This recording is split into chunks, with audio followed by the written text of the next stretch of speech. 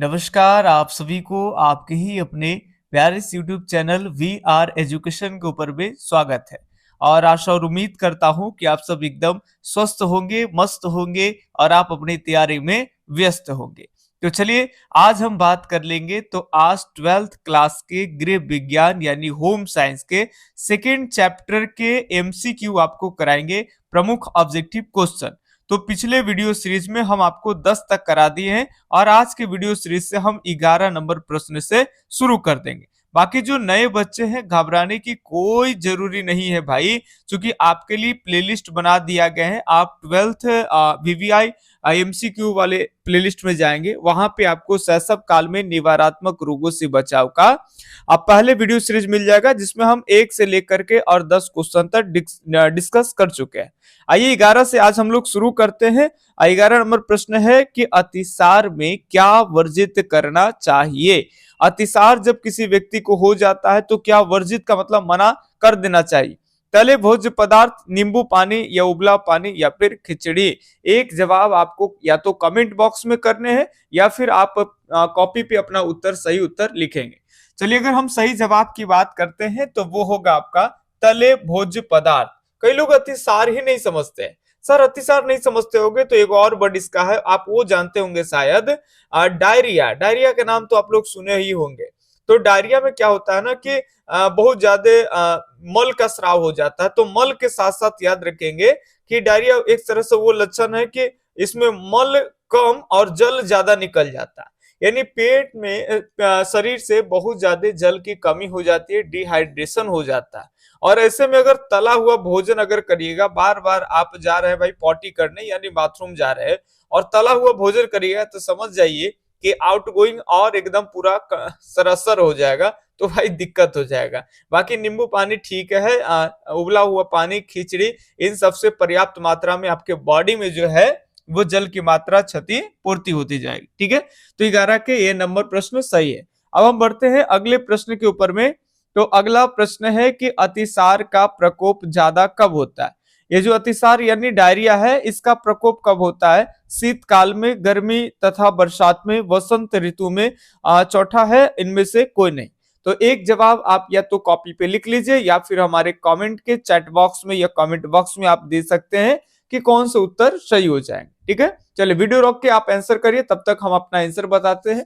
अब ध्यान सुनेंगे, अतिसार का प्रकोप जो है वो सबसे ज्यादा कब होगा। तो गर्मी तथा बरसात के टाइम में, जिस समय में बहुत ज्यादा आपके जो खान पान जो है, जो भी भोजन वगैरह है, जल वगैरह जो है वो प्रदूषित ज्यादा होते हैं। ग्रीष्म टाइम में देखे हो हवा इधर उधर से उड़ करके आते हैं भोजन में, खुला पानी, अगर पानी को अगर आप खुला छोड़ देते हैं तो उसमें आकर के धूलकण बैठ जाता है। तो ये जो है गंदगी से गंदगी, गंदे खाने पे खाने, जल, प्रदूषित जल का सेवन करने से, गंदे भोजन का सेवन करने से, ठीक है, तो इस तरह से अतिसार ज्यादा होने की संभावना होती है। तो ये गर्मी में ज्यादा होते हैं, या तो गर्मी या बरसात, यानी बी ऑप्शन एकदम आपके क्या है, राइट है। ठीक है, चलिए हम बढ़ते हैं अगले 13 नंबर प्रश्न के ऊपर में। फटाफट से हम आपके 20 क्वेश्चन या 21 क्वेश्चन तक आपको इस सीरीज में करा देंगे। अगर इतने क्वेश्चन कर पा रहे हैं, पहले वाला भी देख लिए तो कोई दिक्कत नहीं है।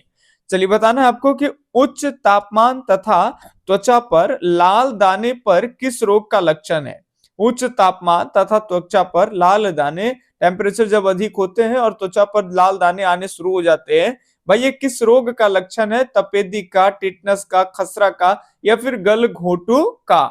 सही जवाब की बात कर लेंगे तो बिल्कुल सही जवाब हो जाएगा खसरा का। सी ऑप्शन आपके एकदम क्या है, तो राइट है। खसरा में ही आपके कान के पीछे से लाल चकत्ते आने शुरू हो जाते हैं, लाल लाल दाने चकत्ते के रूप में, और फिर धीरे धीरे देखते देखते ये पूरे बॉडी में जो है वो फैल जाता है। ठीक है, तो इसमें रोगी को घबराने की कोई जरूरत नहीं है। रोगी को लेटा देना चाहिए और लिक्विड पदार्थ ज्यादा दीजिए, ठंडापन टाइप के रहे बॉडी में। जितने भी तरल टाइप के पदार्थ है, उस तरल टाइप के पदार्थ का सेवन रोगी अधिक करे, और कुछ दिनों तक अगर वो आराम करते हैं तो ऑटोमेटिक ये चीजें ठीक हो जाते हैं। ठीक है, बाकी बचपन में आप इसका टीका विका सब पढ़ लिए होंगे।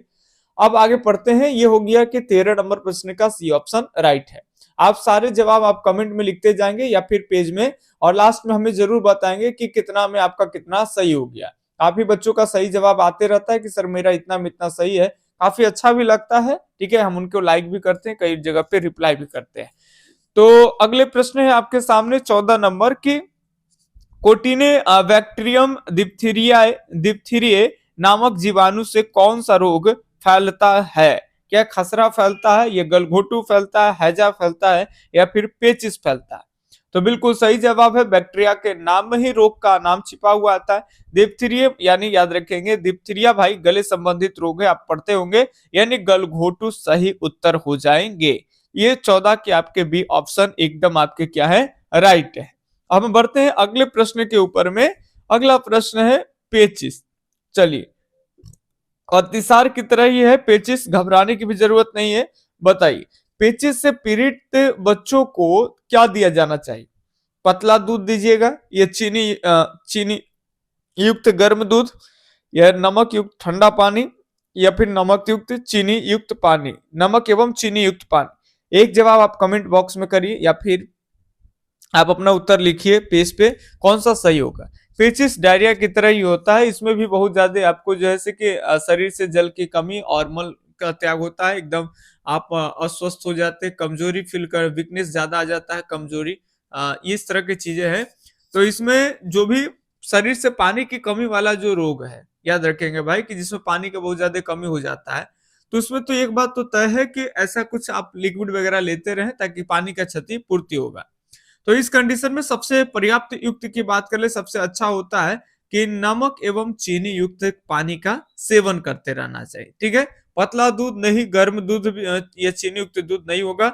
नमक युक्त ठंडा पानी, आप खाली याद रखेंगे नमक एवं चीनी युक्त पानी दोनों रहेगा, एकदम ओआरएस की तरह आराम से पीजिए, फायदेमंद होगा। ठीक है, तो 15 की डी ऑप्शन एकदम राइट है। आगे हम बात कर लेंगे, अगले 16 नंबर प्रश्न है कि मां के स्तनों के प्रसव के तुरंत बाद जो पदार्थ निकलता है क्या कहलाता है? जब माता जो है वो बच्चे को जन्म देती है, प्रसव उसको कहते हैं, तो उसके तुरंत बाद जो पदार्थ निकलता है उस पदार्थ को क्या कहते हैं? क्या विटामिन कहते हैं, या कोलेस्ट्रम कहते हैं, आयरन कहते हैं, या फिर कैल्शियम कहते हैं? तो बिल्कुल सही जवाब, जब भी माता अपने बच्चों को जन्म देती है उसके बाद से उसके स्तन का विकास तो ऑलरेडी पहले से होता है, लेकिन माता के स्तन से दूध नहीं निकलता है। जब बालक को वो जन्म दे देगी, यानी प्रसव होते हैं, उसके तुरंत बाद माता के स्तन से सबसे पहले एक गाढ़े पीले रंग का चिपचिपा पदार्थ टाइप का निकलेगा, उसको कहते हैं कोलेस्ट्रम। क्या कहते हैं? कोलेस्ट्रम। ठीक है, और ये बच्चों के लिए बहुत फायदेमंद होता है।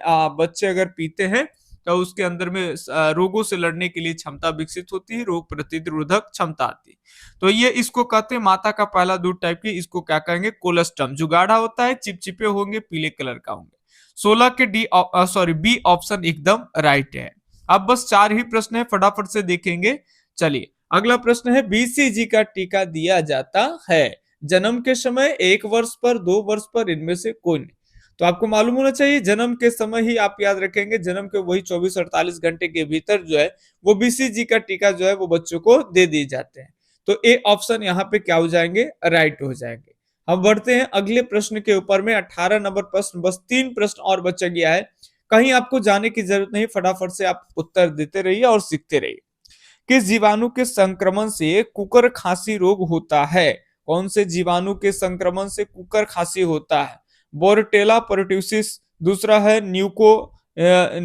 न्यूसोकोकस, या इस सब का नाम बड़ा गजब गजब होता है, स्टेप्टोकोकस, या फिर है आपका अस्टेल्फा लोकोकस। मिस्टेक हुआ होगा कभी तो माफी चाहते हैं। ठीक है, चलिए, पहले आप जान रहे कि कुकर खांसी आपका खांसी गला संबंधित ये सब रोग है, ये सब खांसी खांसी इसमें जानते हैं, डिप्थीरिया प्रीतिया में ये सब। परट्यूसिस याद रखेंगे, काली खांसी, कुकर खांसी को ही क्या कहते हैं? परट्यूसिस।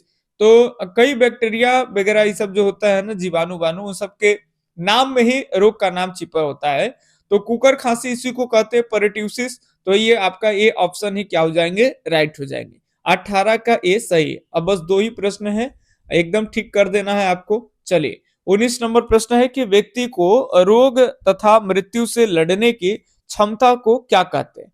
व्यक्ति के अंदर में जो वो क्षमता होती है ना कि वो रोग से लड़ सकता है, ठीक है, उसको क्या कहते हैं? प्रतिकारक कहते हैं, या फिर इनोकुलेशन कहते हैं, या फिर रोग निरोधी क्षमता, या फिर उपचार कहते हैं? फटाफट से आप अपना जवाब उत्तर में देंगे।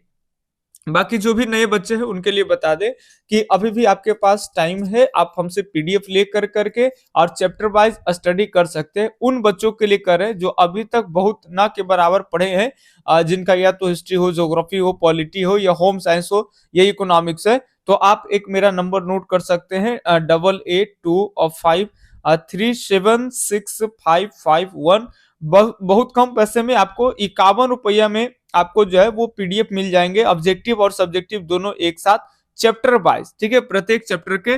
और उसको आप आराम आराम से एक एक बार रीड कर लेंगे तो काफी ज्यादा मार्क्स गेन करने में आपको मदद करेगा ये चैप्टर वाइज पीडीएफ, ठीक है।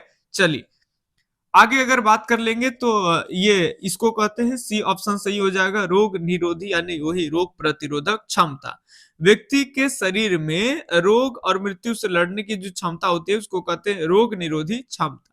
19 का सी ऑप्शन यहाँ पे राइट है। अगले हम 20 नंबर प्रश्न के ऊपर में देखेंगे। तो 20 नंबर प्रश्न है कि निम्नलिखित में से भाई कौन वायु द्वारा संवाहित रोग नहीं है? कौन वायु के द्वारा फैलने वाला रोग नहीं है? खसरा नहीं है, इन्फ्लुएंजा नहीं है, निमोनिया नहीं है या फिर अतिसार नहीं है? फटाफट से सही जवाब करिए कि जो वायु द्वारा संवाहित रोग नहीं है। सारे रोग होंगे यहाँ पे, अतिसार जो है वो नहीं होंगे। तो डी ऑप्शन ही आपके क्या हो जाएंगे, राइट हो जाएंगे। इस तरह से 20 करा दी। चलो एक क्वेश्चन और कर दे, हालांकि और जो ज्यादा जो प्रश्न होते हैं वो पीडीएफ वाले बच्चों के लिए ही होते हैं, ठीक है। पीडीएफ वाले बच्चों में से पीडीएफ का कुछ से हम आपको खाली ऑब्जेक्टिव यहाँ पे थोड़ा थोड़ा कराते हैं। बाकी जब आप पीडीएफ लेंगे तो ये टोटल रहेंगे आपके एक चैप्टर में काफी सारे ऑब्जेक्टिव आपको अभ्यास के रूप में देंगे। 30-35 क्वेश्चन के आसपास कम से कम रहेंगे और साथ साथ सही आंसर रहेगा, ये इसकी गारंटी होती है। और जो सब्जेक्टिव होते हैं वो भी प्रश्न आपके पीडीएफ में रहेंगे। इस तरह से चैप्टर वाइज पीडीएफ हम आपको मात्र 51 रुपया में देते हैं। कोई अगर उसको समझने में दिक्कत होता है तो साथ ही साथ आपका कंप्लीट वीडियो लेक्चर का भी सीरीज दे देते हैं, वो भी फ्री में ही, उसका अलग से कोई पैसा नहीं लगता है, पीडीएफ के साथ ही रहेगा। शरीर में रोगाणु प्रवेश कर पाते हैं कैसे? हवा एवं पानी द्वारा या सिर के बाल द्वारा, शरीर के कोमल होने से, इनमें से कोई नहीं। एकदम सेम टू सेम इसी तरह के प्रश्न आपके बोर्ड परीक्षा में ही आते हैं, ठीक है। तो अगर अभ्यास कर लेते हैं इस टाइप के प्रश्न पे तो कोई दिक्कत नहीं होगा। तो रोगाणु में शरीर में रोगाणु जो होते हैं वो हवा और पानी दोनों द्वारा फैलते हैं। तो ए ऑप्शन ही आपके यहाँ पे राइट हो जाएगा, ठीक है। तो ये आपके सेकेंड चैप्टर के हम 20-21 प्रश्न करा दिए। अगले चैप्टर का भी हम जल्द ही आपके सामने लाएंगे, हिस्ट्री ज्योग्राफी सबका, ठीक है। और बाकी मिलते हैं अगले वीडियो सीरीज में, तब तक के लिए धन्यवाद, जय हिंद, अल्लाह हाफिज, आपका दिन शुभ हो, राधे राधे।